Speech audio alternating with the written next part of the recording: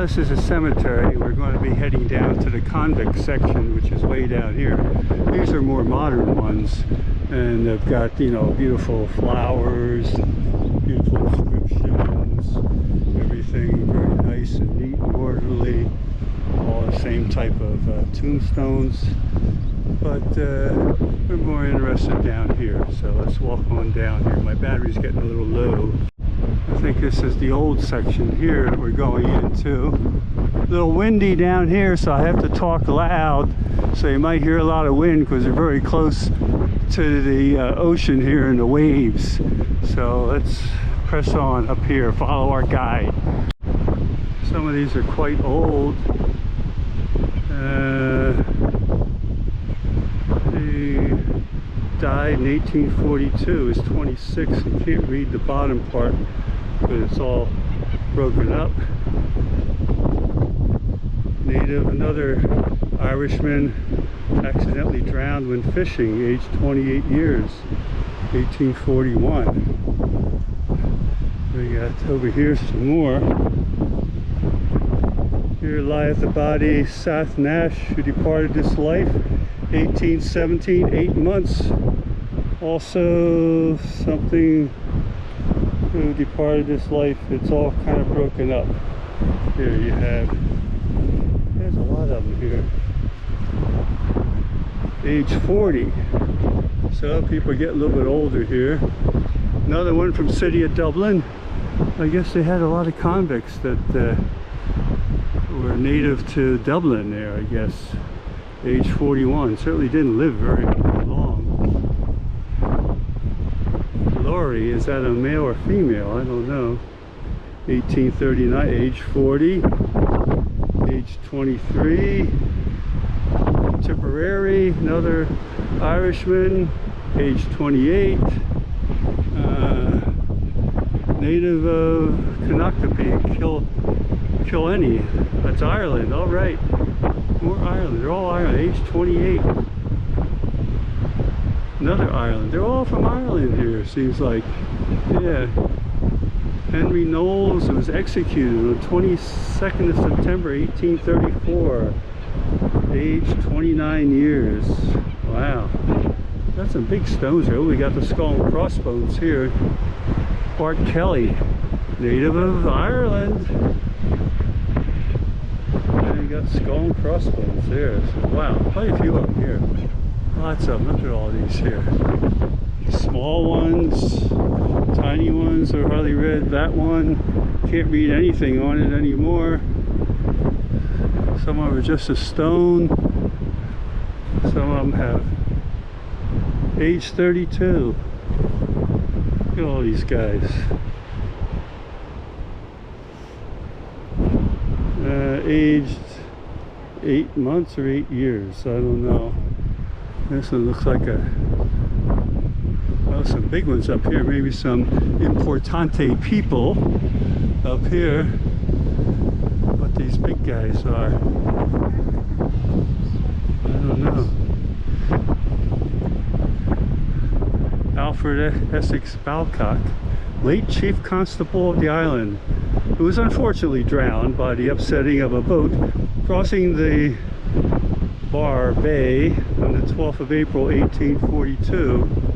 I don't know if that's AE 27, age 27, or a year of our Lord or something. I don't know. It was 1848.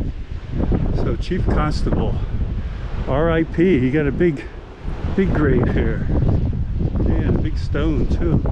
All these little groovy things on the side. These men were shot in an attempt on the transport brig the Governor Phillip. As a Freemason, the winged skull, the peace, dove and olive. LLL is liberty, life and loyalty. The skull and crossbones is memento mori, sign of new life and immortality. When you think someone's run out of room, to carve in relief is a sign of a highly skilled stonemason. So the maker leaves his mark, he signs his work with his own name. You'll see lots of variations on that throughout this cemetery.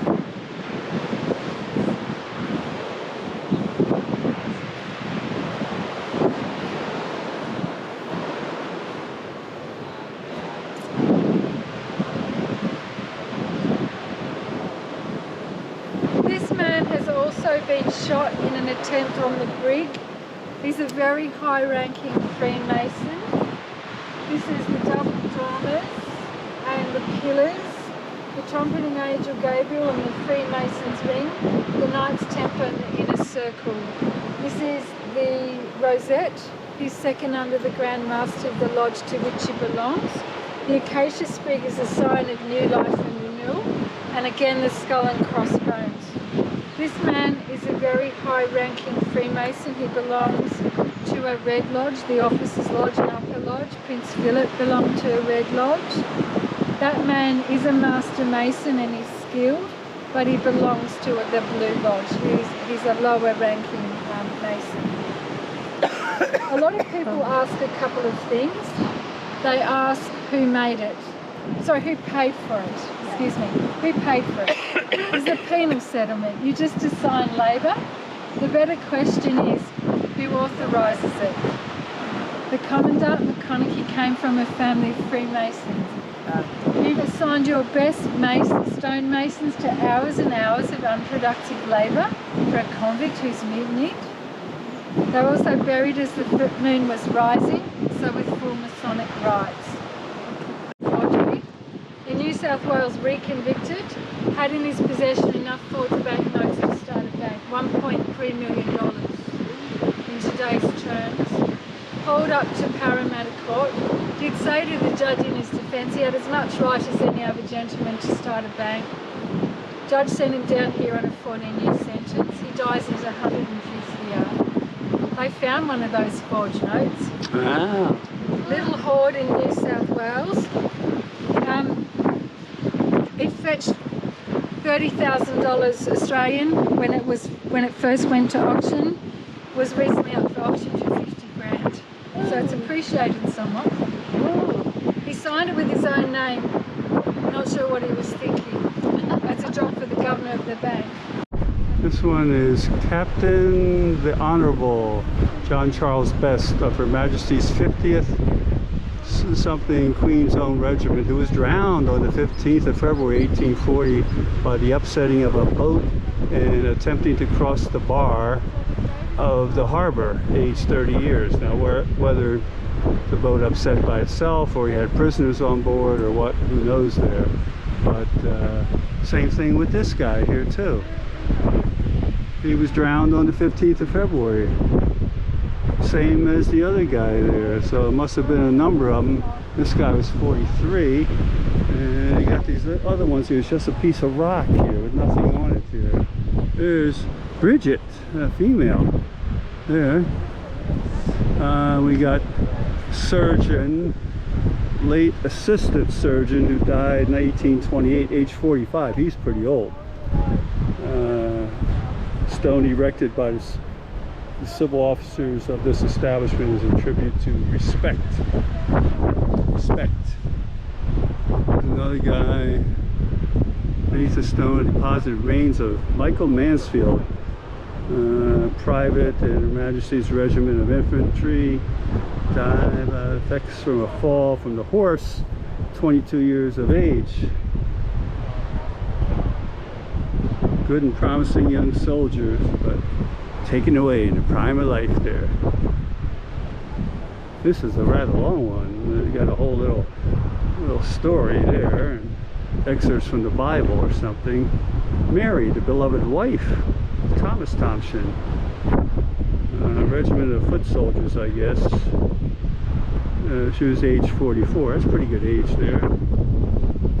Another Irishman, free overseer at Norfolk, who was barbarously murdered by a body of prisoners on the 1st of July 1846 whilst in the execution of his duty at the settlement cookhouse, leaving a wife and 3 children to lament his loss.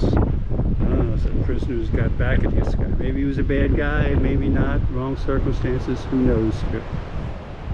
And a guy aged 21. These are like all the military guys, and not necessarily the prisoners, but they could be overseers that were prisoners. Private soldier, private, age 34 years.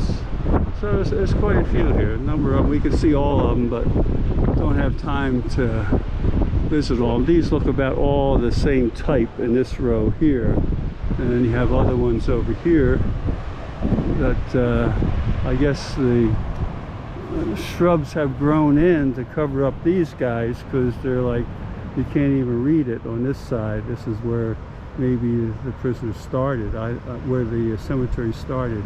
I can't read the date on that one, but yeah, come up here, some more guys and gals or whatever that getting overwhelmed by nature coming in here. Another guy, private, age 26. Another guy, private, age 25. Another private, age 27. Well, it seems like the time that you die is like when you're like 28, 27, 28. That's about it.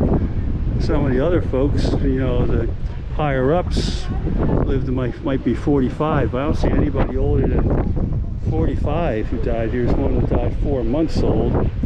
Another one 2 months old. There's one 45 years. Yeah, this is the late surgeon. I had this one earlier here too. So, but there they are. All right. There's a cemetery here on Norfolk Island, and I still haven't reset the clock on my GoPro here. It's actually 1 hour later. What's out there? I don't know. A frigate bird. Somewhere out there, there's a dot, and it's probably a frigate bird. Oh well. Walking back out of the cemetery. This is the newer section here. You can see died in 2012, died in 1993, died in 1982. These people were 89 years old. Yeah, there's a lot in the new section here. Oh, 8 people this age here then. Okay, heading back to the bus.